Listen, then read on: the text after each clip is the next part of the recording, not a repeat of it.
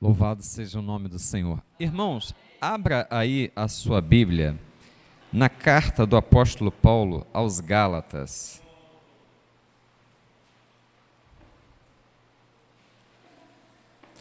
Gálatas no capítulo 6.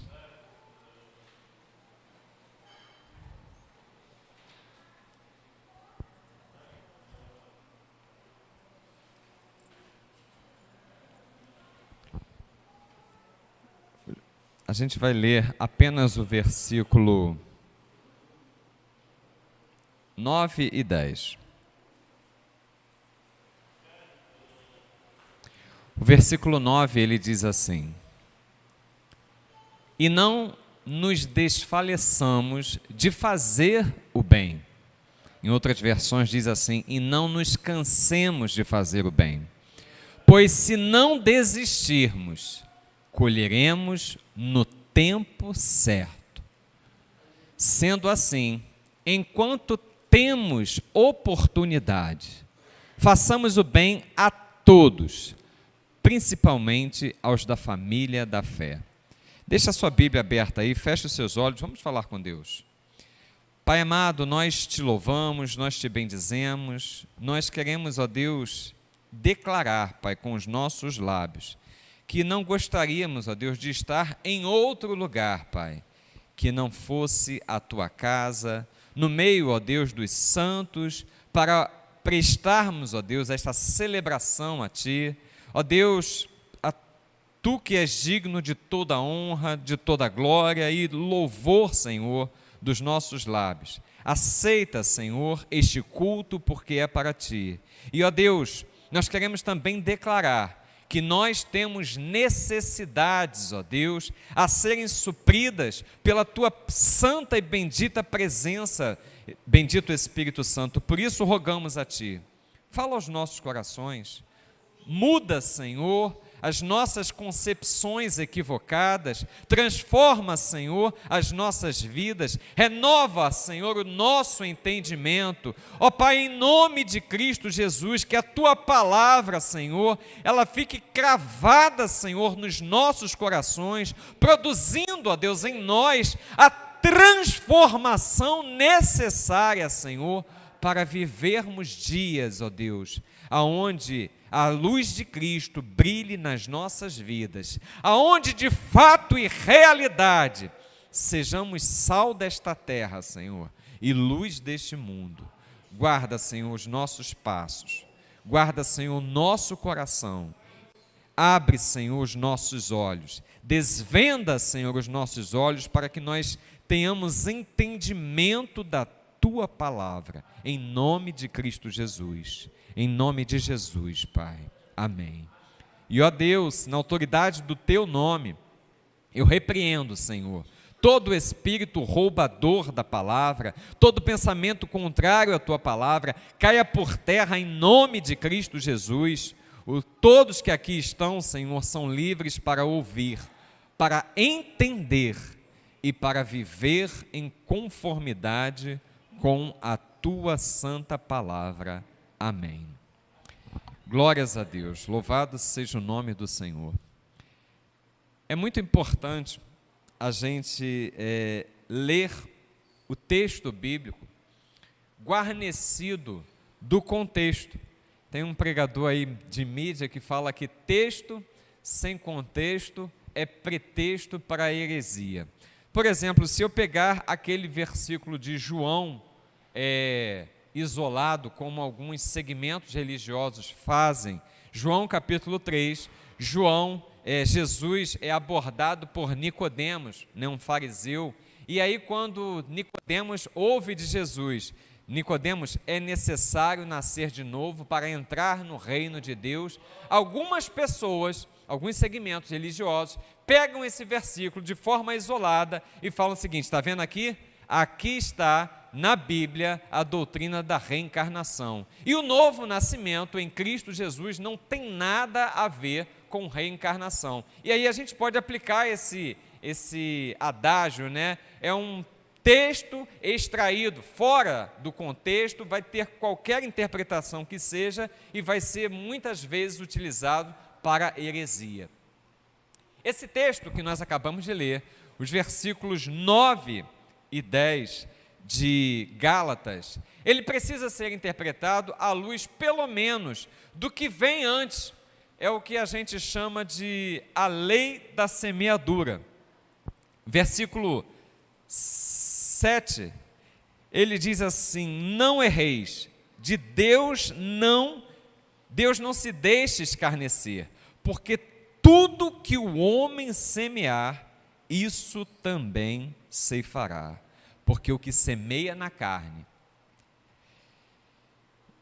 porque o que semeia na sua carne, da carne ceifará a corrupção, mas o que semeia no Espírito, do Espírito ceifará a vida eterna. Irmãos, eu tenho assim conjecturações minhas, pessoais, que o momento que nós estamos assim, no finalzinho de pandemia, né? Eu não creio que Deus seja um Deus mau e que está lá olhando para as nossas ações e fala assim: ó, hoje o Carlos errou, eu vou lá e vou punir ele. Mas eu creio que Deus criou o mundo, o universo, o mundo visível e o invisível, com leis e princípios espirituais, que se nós afrontarmos estas leis e esses princípios espirituais, nós vamos colher aquilo que aquilo que for o resultado das nossas atitudes.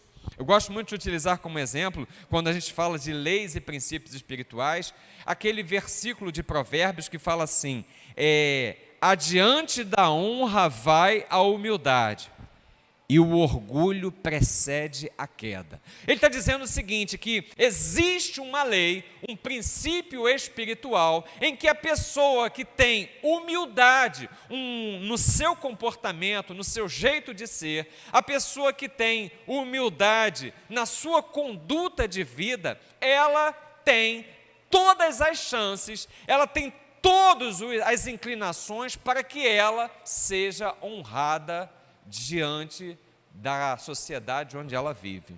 Então, adiante da honra vai a humildade. Irmãos, a humildade é uma qualidade que nós deveríamos buscar para as nossas vidas.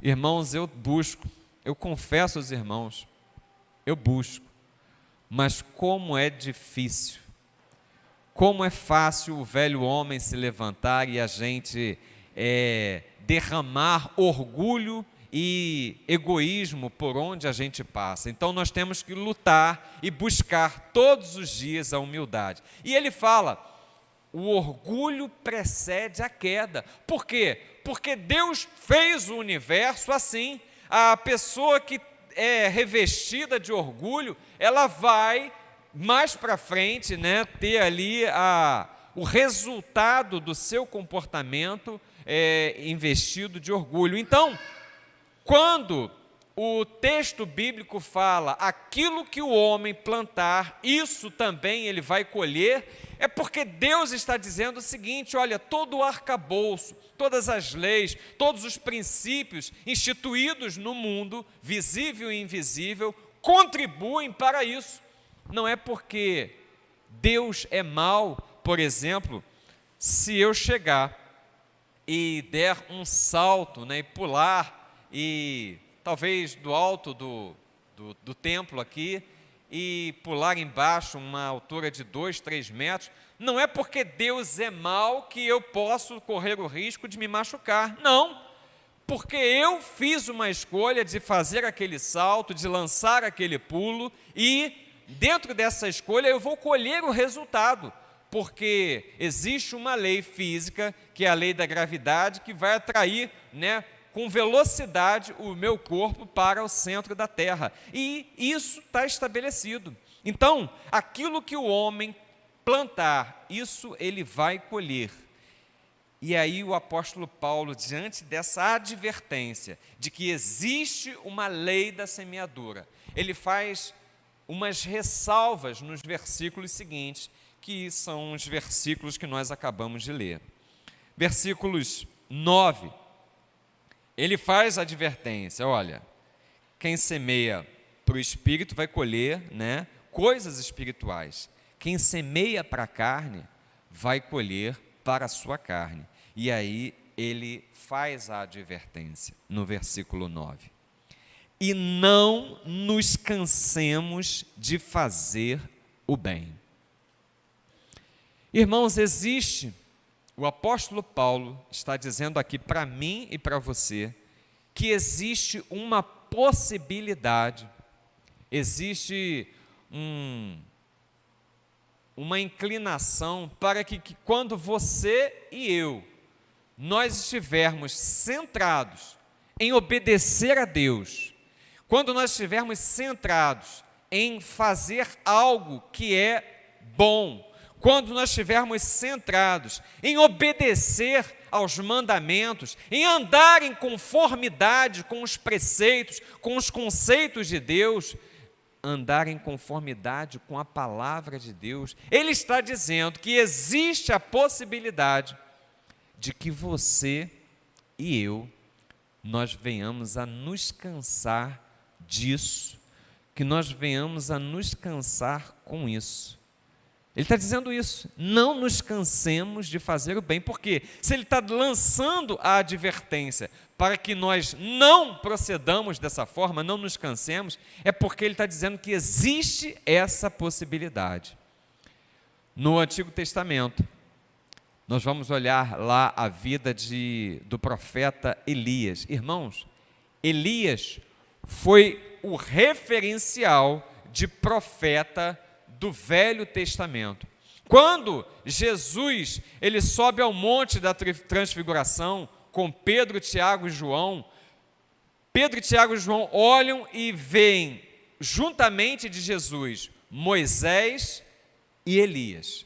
E eles veem Elias e Moisés, porque Moisés representava ali toda a lei, todo o tempo da lei, e Elias representava toda a movimentação profética de Deus no Velho Testamento. Então, Elias foi um referencial de homem de Deus, foi um referencial de profeta de Deus. Irmãos, Elias foi levantado num tempo e num lugar aonde o povo se inclinava para a idolatria, e era um homem que se movia no poder de Deus.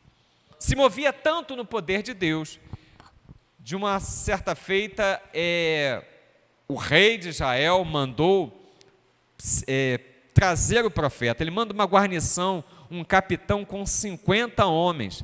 E aquele capitão chega e fala assim: olha, homem de Deus, o rei mandou você comparecer diante dele. E ele fala assim: olha, se eu sou homem de Deus, então caia fogo do céu e consuma todo. Irmãos, por 2 vezes isso aconteceu. O rei mandou uma guarnição e eles foram consumidos, porque Elias se movia no poder de Deus. Mandou uma segunda guarnição e aquela guarnição também foi consumida pelo fogo, porque Elias era homem de Deus que se movia no poder de Deus. Quando o rei mandou a terceira guarnição, irmãos, aquele capitão, ele calçou as sandálias da humildade. Olha a humildade aí. Ele calçou as sandálias da humildade. Chegou diante do homem de Deus e falou assim: olha, homem de Deus, tenha a vida do teu servo por preciosa, e a vida desses 50 homens que aqui estão.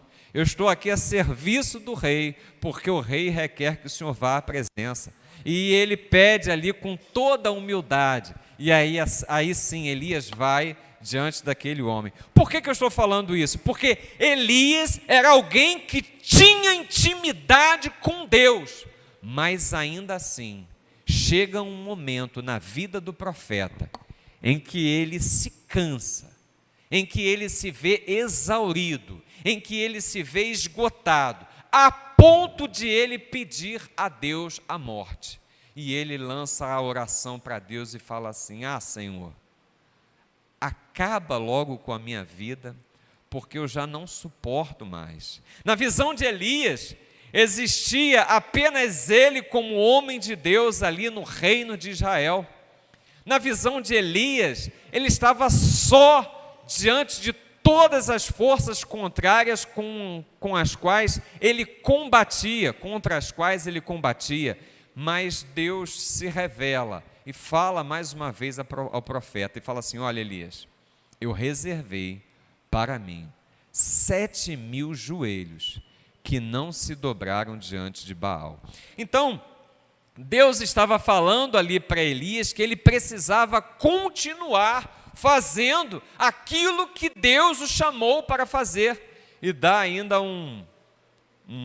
algumas missões para o profeta. Ele tinha que ungir uma pessoa como rei de Israel, tinha que ungir Eliseu como profeta para suceder no seu lugar, tinha que ungir ainda o rei de reinos da vizinhança. Então, ele ainda cansado que estava, Deus dá uma injeção de ânimo para ele, e ele ainda rende, como a gente diria hoje, um caldo, né? Ele ainda faz diversas coisas para ali cumprir o propósito que Deus tinha para a vida daquele homem como profeta de Deus. Então, mesmo que você e eu, nós nos movamos no poder de Deus, mesmo que você e eu estejamos enquadrados absolutamente naquilo que é o propósito e a vontade de Deus para as nossas vidas, eu e você somos humanos. E assim como Elias, nós temos assim a possibilidade de nos cansarmos. Mas o apóstolo Paulo é utilizado aqui para dizer aos Gálatas: não se cansem de fazer o bem, não desanimem de fazer o bem. Por quê? Ele dá o porquê, ele diz assim: não nos cansemos de fazer o bem, porque a seu tempo ceifaremos, a seu tempo colheremos. A seu tempo, que tempo é esse, irmãos? Não nos cansemos de fazer o bem, porque a seu tempo, se não desistirmos, colheremos no tempo certo. Que tempo é esse? O tempo, irmãos, ele é um instrumento nas mãos de Deus. Você crê nisso? Amém? O tempo, então repita comigo: o tempo é um instrumento nas mãos de Deus. Irmãos, o tempo é uma ferramenta através da qual Deus lapida a sua vida e a minha vida.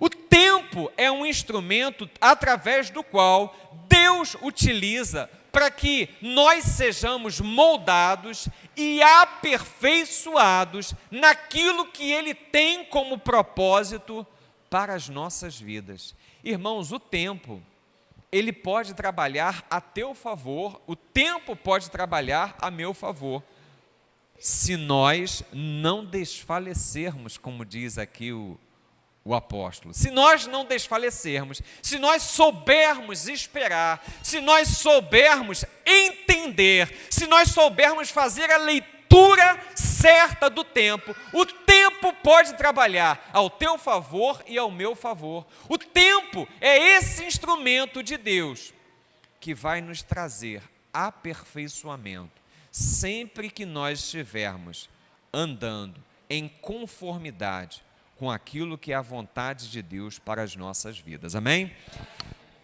Vou trazer assim exemplos palpáveis para essa questão. Você imagina que quando Samuel, o profeta Samuel, ele é levantado por Deus e fala assim: Samuel, vai à casa de Jessé, vai em tal lugar assim assim, olha, você vai ungir um filho de Jessé. Irmãos, Samuel não fazia ideia de que filho era esse, mas ele vai lá em obediência à casa de Jessé e começa ali a procurar um ungido do Senhor. Irmãos, quando Davi foi ungido como rei, quando Samuel pegou aquele chifre, derramou óleo, ungindo Davi como rei de Israel, ele deveria ser ainda muito tenro em idade. Talvez fosse ainda um adolescente, na casa dos 17, 18, era muito jovem ainda.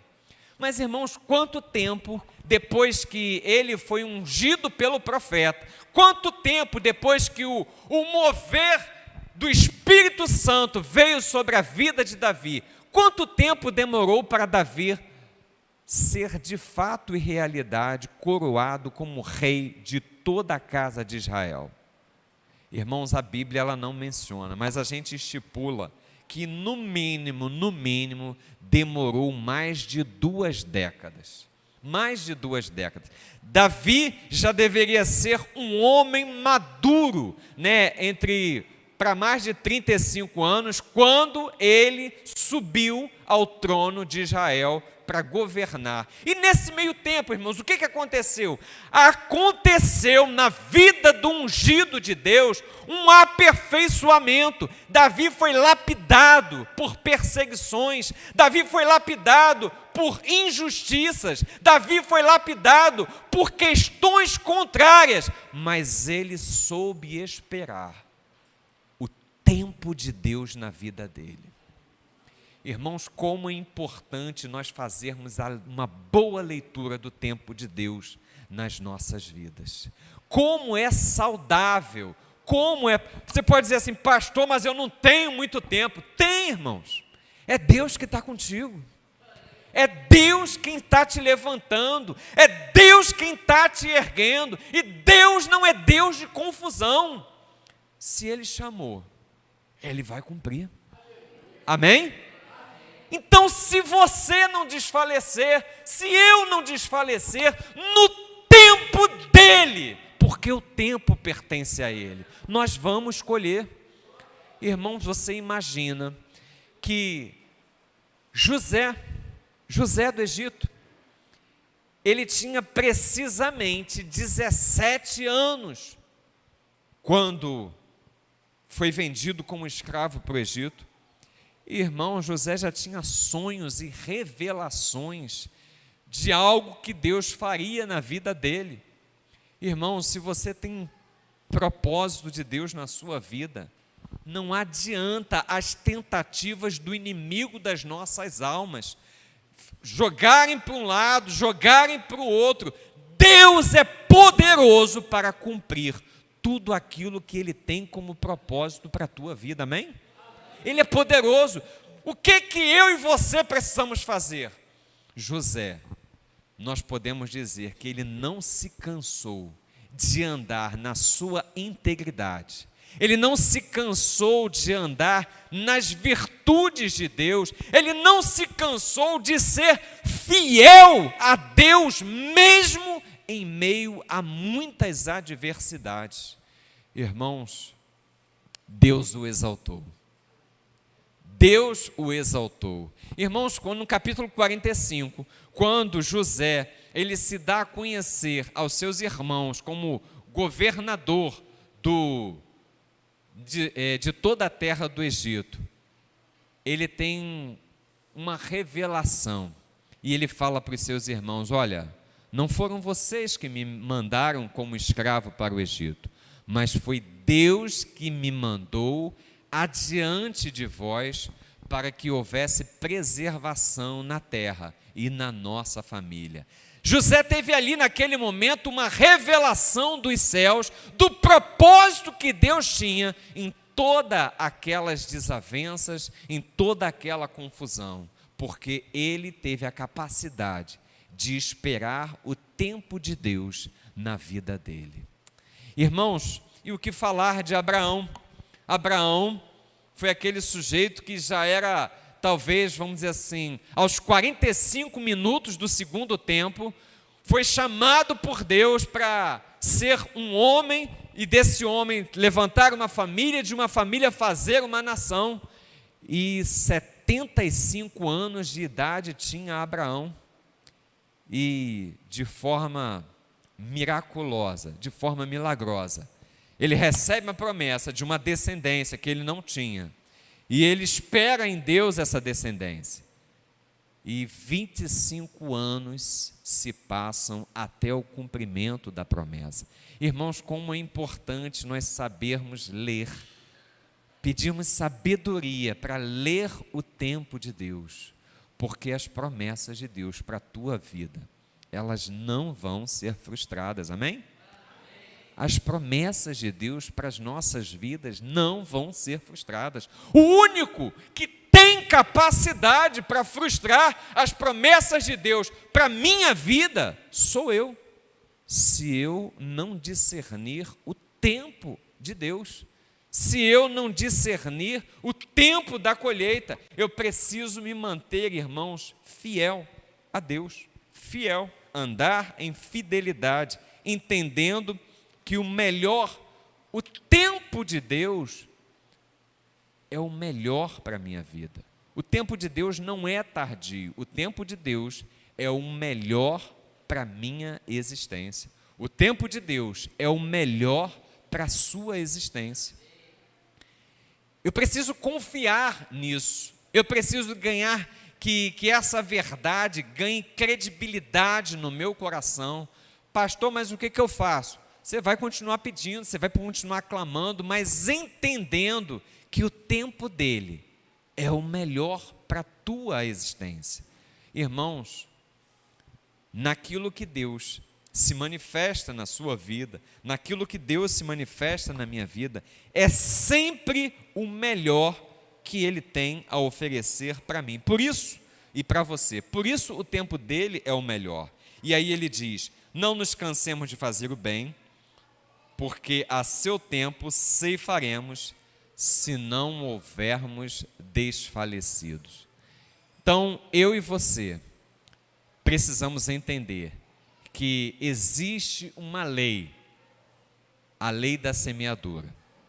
As pessoas, elas precisam olhar para mim, elas precisam olhar para você e ver Deus nas minhas atitudes e ver Deus nas suas atitudes. Você imagina, irmãos, a intercessão de Abraão. Mateus capítulo 5, versículo 48, no Sermão do Monte, Jesus fala assim, sede perfeitos, como é perfeito o vosso Pai Celestial. Então, nós não somos justos, mas nós somos justificados em Cristo Jesus. Nós não somos perfeitos, mas nós buscamos essa perfeição que existe em Deus. Então, quando Abraão, ele intercede por Sodoma e por Gomorra, Deus aparece a Abraão e ele fala assim, no seu conselho, ocultaremos de Abraão, que está para ser uma grande nação, aquilo que vai acontecer a Sodoma e Gomorra? Não vamos ocultar. E revelam a Abraão que eles estavam para ir naquela cidade, verificar se o clamor que estava subindo dali era real, porque a cidade estava para ser destruída. Abraão se coloca na posição de intercessor e fala assim para Deus, Senhor, o Senhor que é o justo juiz de toda a terra, o Senhor vai destruir o ímpio com o justo? Se houver 50 justos naquela cidade, o Senhor vai destruir aquela cidade assim mesmo? E assim começa a intercessão de Abraão por aqueles que estavam naquela cidade. E Deus vira para Abraão e fala assim, Abraão, por amor dos 50 justos, eu não destruirei até aquela cidade. E ele vai baixando o número, irmãos. Esse texto chega a ser engraçado. Abraão começa a falar, Senhor, não se acenda a sua ira, se mais esta vez. E aí na última vez, se mais esta última vez eu clamar, se houver 10 justos nessa cidade, o Senhor vai destruir os ímpios junto com os justos. E aí Abraão ouve a resposta de Deus, se houver 10 justos naquela cidade, eu não destruirei a cidade por amor dos 10 justos. Irmãos, esse texto ele me fala muito forte a necessidade que a igreja tem de ser sal desta terra e luz deste mundo, porque por amor a você, por amor à sua igreja, por amor a mim, Deus preserva esta terra. Nós somos sal desta terra, nós somos luz deste mundo. E aí Abraão coloca para Deus aquilo que ele tinha como expectativa de Deus. Senhor, não fará justiça o juiz de toda a terra? É o argumento de Abraão. Irmãos, agora imagina você que está buscando a perfeição de Deus na sua vida. Você que está buscando fazer a vontade. Você que está buscando viver os propósitos de Deus para a sua vida. Como é que você acha que o mundo te vê? O mundo tem expectativas na sua vida, porque ele vê Jesus em você.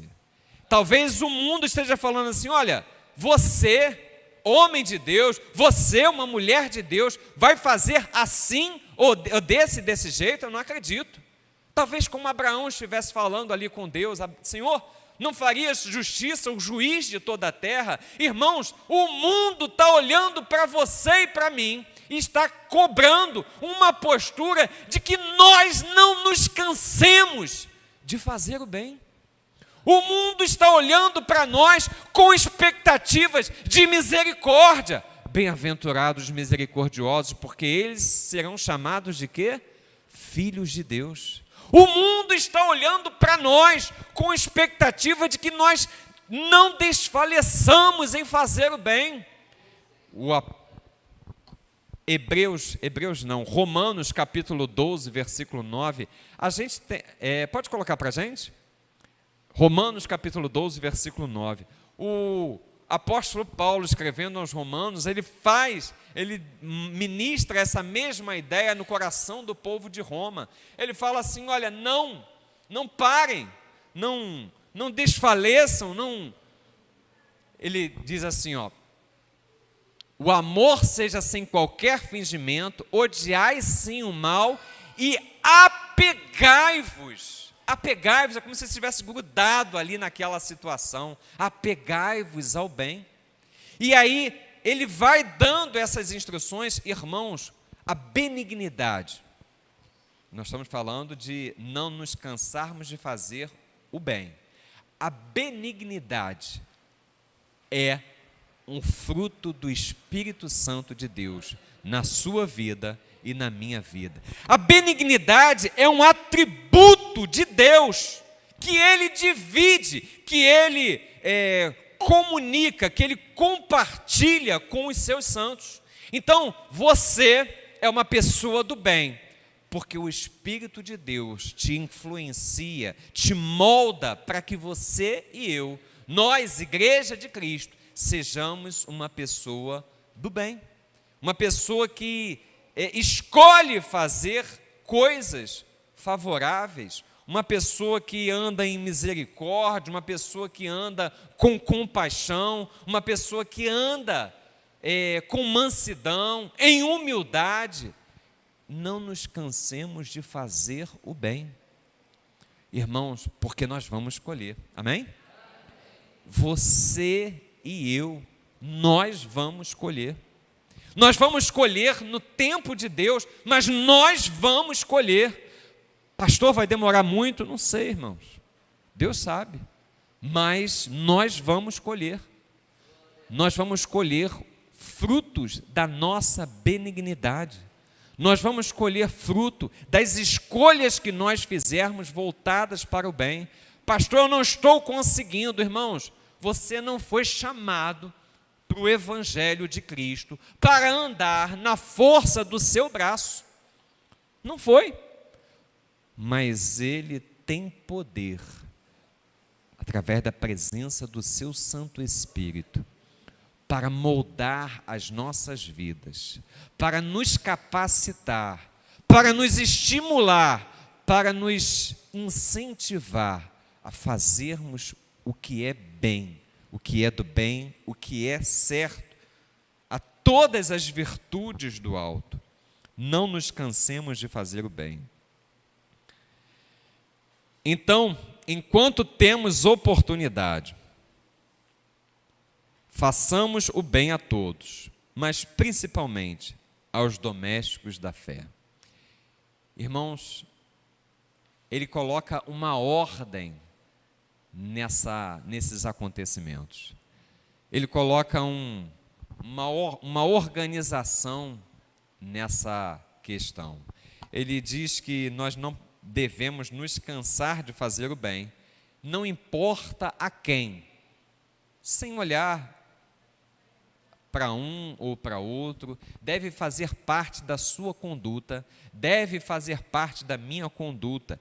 E quando eu digo, o texto bíblico diz que a benignidade é fruto do Espírito Santo na minha vida e na sua vida, então a benignidade, fazer o que é do bem, deve fazer parte da nossa personalidade, deve moldar o nosso caráter, deve fazer frutificar assim naturalmente. Imagina que você esteja, vamos dizer assim, abençoando, fazendo o bem para alguém e você nem esteja percebendo. Aí alguém vem e testemunha: puxa vida, aquela atitude que você tomou foi muito boa porque abençoou, né, fez muito bem para fulano, e você nem percebeu porque aquilo ali já é algo natural, já é parte da sua personalidade, já está assim fazendo parte da sua identidade como pessoa.